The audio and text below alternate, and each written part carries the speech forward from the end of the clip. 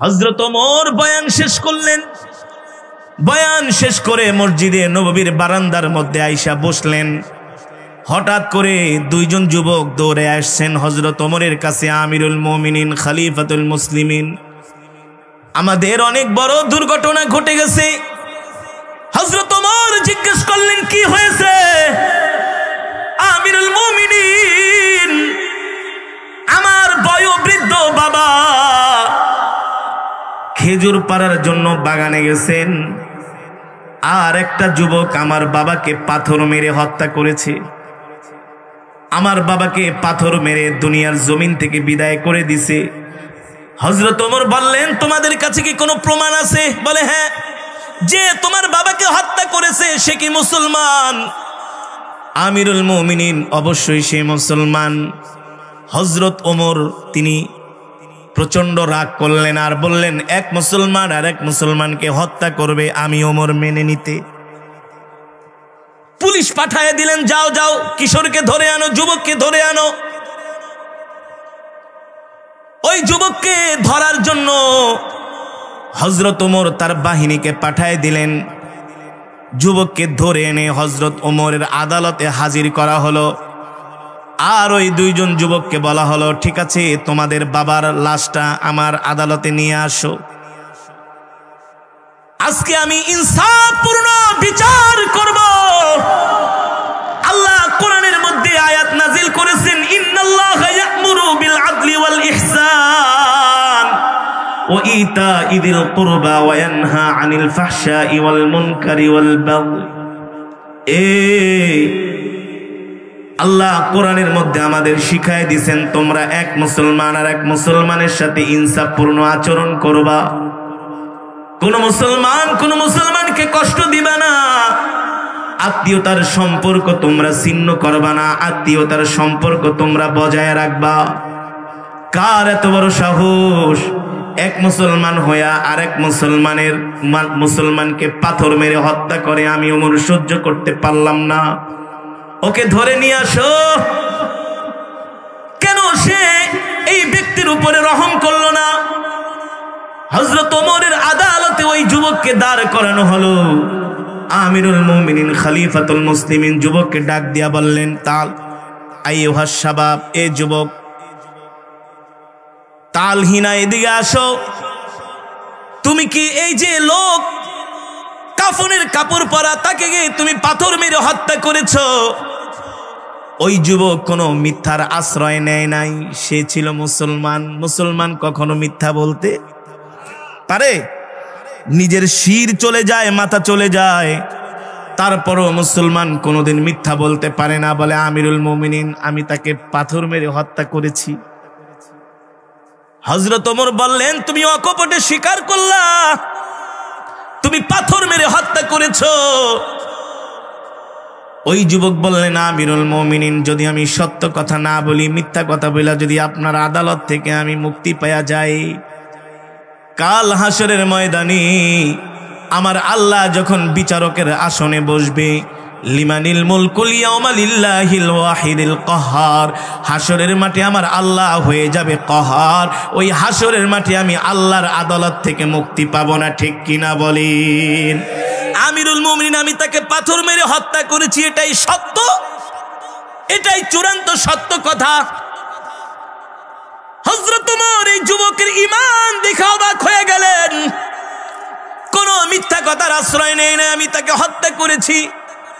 তবে আমিরুল মুমিনিন, আমি তাকে হত্যা করেছি, এর মধ্যে কিন্তু কারণ আছে। কি আছে? এমনি এমনি হত্যা করি নাই। হযরত ওমর বললেন, ঠিক আছে, কেন হত্যা করেছো, কারণটা বলো, রিজনটা বলো। ওই যুবক বললেন, আমিরুল মুমিনিন, আমি একজন এতিম সন্তান, ছোটবেলা আমার বাবা মারা গিয়েছে, আমার মা বিধবা, আমার ছোট একটা ভাই আছে। আমার ফ্যামিলি পরিচালনার জন্য, আমার ফ্যামিলির খরচ চালানোর জন্য, ইনকামের জন্য, উপার্জনের জন্য আমার ফ্যামিলিতে আর কেউ নাই। আমরা দুইটা এতিম ভাই, আর আমার মা একজন বিধবা মহিলা। আমাদের সংসারটা আমি নিজেই চালাই। হযরত ওমর বললেন, কিভাবে চালাও? বলে আমার একটা উট আছে, এই উটটা আমার বাবার ছিল, বাবার দেওয়া।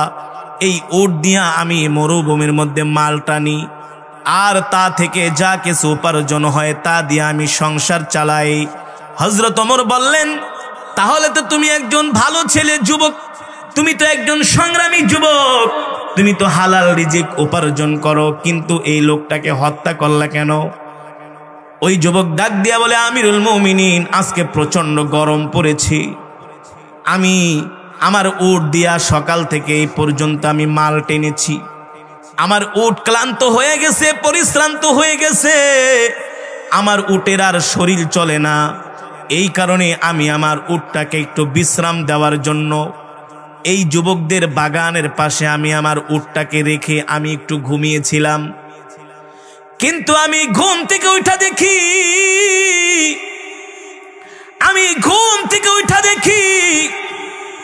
আমার উট রক্তাক্ত অবস্থায় জমিনের মধ্যে পড়ে আছে। আমার প্রিয় উটের এই অবস্থা দেখে আমি আর সহ্য করতে পারলাম না। বলে, তোমার উট রক্তাক্ত হলো, কারণটা কি? বলে, এই যে তার বাবা আমার উটের উপরে তিনি পাথর নিক্ষেপ করেছেন, আমার উটের চোখ দুইটা অন্ধ হয়ে গেছে, চোখ দিয়া রক্ত পড়তেছে, আমার উট এই রক্তাক্ত অবস্থায় ছটফট করতেছে। এই দৃশ্য দেখে আমি আর সহ্য করতে পারি নাই, আমিও রাগের বশবর্তী হইয়া তার বাবার উপরে একটা পাথর মেরেছি। পাথরটা মেরেছি তাকে হত্যা করার জন্য না, পাথরটা মেরেছি আমি আর রাগ সংবরণ করতে পারি নাই, এই কারণে একটা পাথর মেরেছি কিছুক্ষণের জন্য, যাতে আমার রাগটা থেমে যায়। আমিরুল মুমিনিন, আমি বুঝতে পারি নাই এই পাথরের আঘাতে এই লোকটা মারা যাবে। কিন্তু হযরত ওমর বললেন, যুবক, যেহেতু মারা গেছে, এখন তুমি মার্ডার কেসের আসামি, এখন তুমি মার্ডার মামলার আসামি। আল্লাহর কোরআনের আইন অনুযায়ী, রায় অনুযায়ী তোমার তো মৃত্যুদণ্ড হবে। কি হবে? মৃত্যুদণ্ড হবে। আমি তো তোমাকে কোনোভাবে বাঁচাতে পারবো না। জমিনের মধ্যে যখন কোনো ইনসাফপূর্ণ বিচার না থাকে, তখন জমিনের মধ্যে আল্লাহর গজব নাজিল হয়।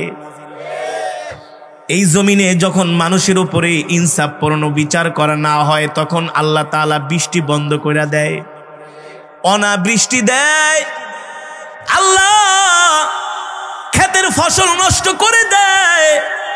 জমিনের মধ্যে যখন ইনসাফপূর্ণ বিচার না থাকে, তখন আসমান থেকে গজব আসে। গজব কি আসে?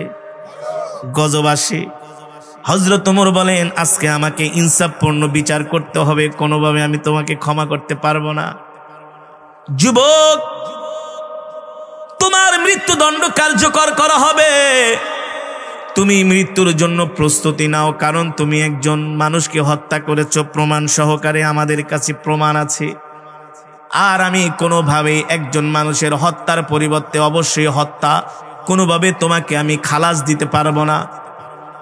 ওই যুবক দাঁড়ায় বললেন, আমিরুল মুমিনিন, আপনি আমার মৃত্যুদণ্ড কার্যকর করবেন, আমার কোনো আফসোস নাই, কোনো দুঃখ নাই, আমিও আপনার আইন বিচার মেনে নিলাম, তবে শর্ত হলো। কি শর্ত? বললে, আপনি আমাকে 2 দিনের সময় দেন, আমি একটু বাড়িতে যাব, আমার কাছে কিছু মানুষ কিছু ঋণ পায়, ওই ঋণগুলো পরিশোধ করব, আর আমি আমার জনম দুঃখিনী মার সাথে শেষবারের মতো দেখা করে আসব, তারপরে আপনি আমার মৃত্যুদণ্ডটা কার্যকর করবেন। হযরত ওমর বলেন, না না না, কোনো মৃত্যুদণ্ড আসামিকে কোনোদিন আদালত থেকে ছেড়ে দেওয়া। ওই যুবক বললেন, আমিরুল মুমিনিন, আপনি আমাকে বিশ্বাস করেন, আমি চলে আসব। এটা কি এই যুগে কোনোদিন সম্ভব? নির্দোষ আসামিদেরকেই তো আদালতে উঠানো হয় হেলমেট পরায়া, ঠিক কিনা বলেন? এর ভিতরে রশি বাইন্ধা। সে বলতেছে, আমিরুল মুমিনিন বিশ্বাস করেন, আমি চলে আসব, 2 দিন সময় দেন। হযরত ওমর বললেন, না, 2 দিনের সময় দেওয়া যাবে না, তোমার মৃত্যুদণ্ড কার্যকর হবে। হযরত ওমর ওই মজমার মধ্যে অনেক সাহাবীরা বসা, আল্লাহ রসুলের জলিল ও কদর বড় বড় সাহাবীরা বসা।